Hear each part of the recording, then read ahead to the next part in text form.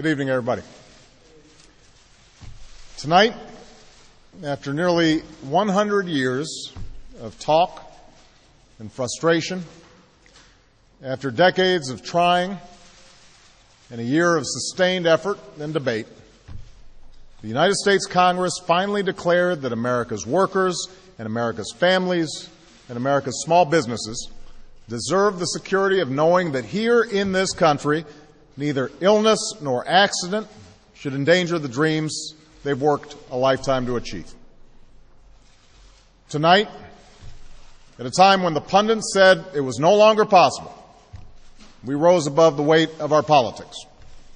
We pushed back on the undue influence of special interests. We didn't give in to mistrust or to cynicism or to fear. Instead, we proved that we are still a people capable of doing big things and tackling our biggest challenges. We proved that this government, a government of the people and by the people, still works for the people. I want to thank every member of Congress who stood up tonight with courage and conviction to make health care reform a reality. And I know this wasn't an easy vote for a lot of people, but it was the right vote. I want to thank Speaker Nancy Pelosi for her extraordinary leadership, and Majority Leader Steny Hoyer and Majority Whip Jim Clyburn for their commitment to getting the job done.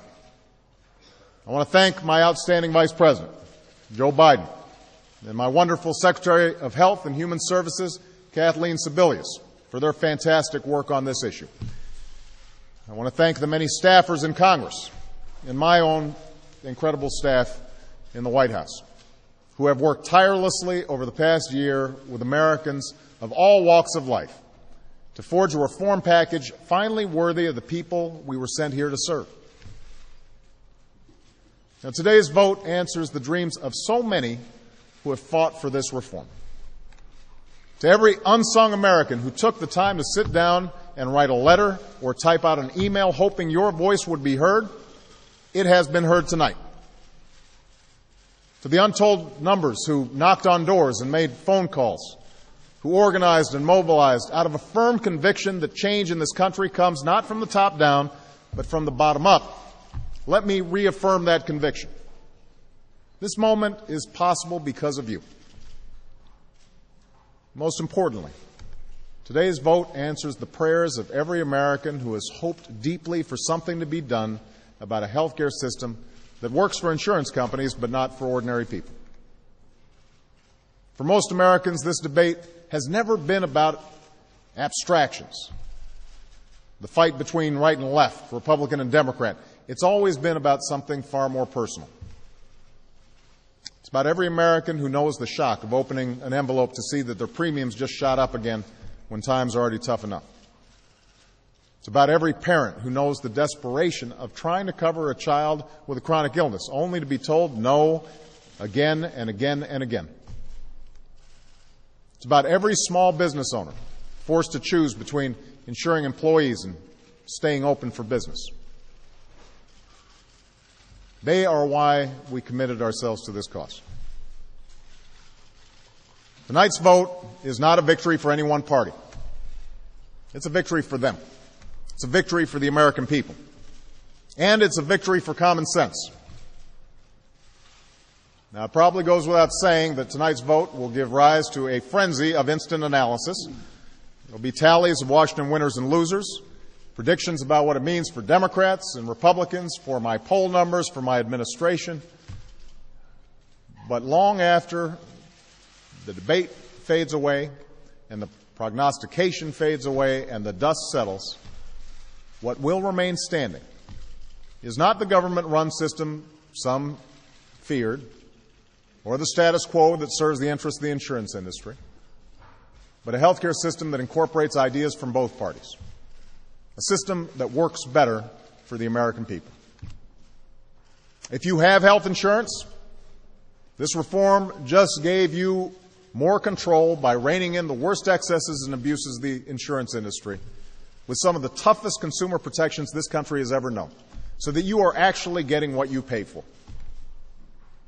If you don't have insurance, This reform gives you a chance to be a part of a big purchasing pool that will give you choice and competition and cheaper prices for insurance. And it includes the largest health care tax cut for working families and small businesses in history, so that if you lose your job and you change jobs, start that new business, you'll finally be able to purchase quality, affordable care and the security and peace of mind that comes with it. This reform is the right thing to do for our seniors. It makes Medicare stronger and more solvent, extending its life by almost a decade. And it's the right thing to do for our future. It will reduce our deficit by more than $100 billion over the next decade and more than $1 trillion in the decade after that. So this isn't radical reform, but it is major reform. This legislation will not fix everything that ails our healthcare system, but it moves us decisively in the right direction. This is what change looks like. Now, as momentous as this day is, it's not the end of this journey.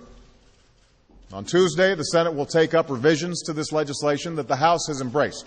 And these are revisions that have strengthened this law and removed provisions that had no place in it. Some have predicted another siege of parliamentary maneuvering in order to delay adoption of these improvements. I hope that's not the case. It's time to bring this debate to a close and bring in the hard work of implementing this reform properly on behalf of the American people.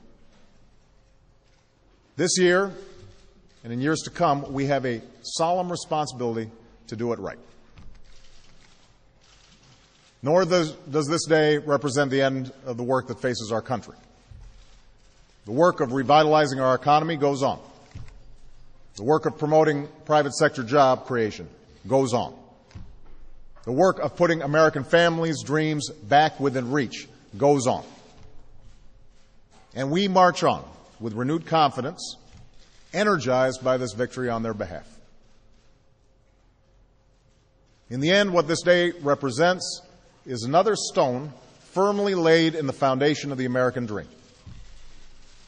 Tonight, we answered the call of history as so many generations of Americans have before us.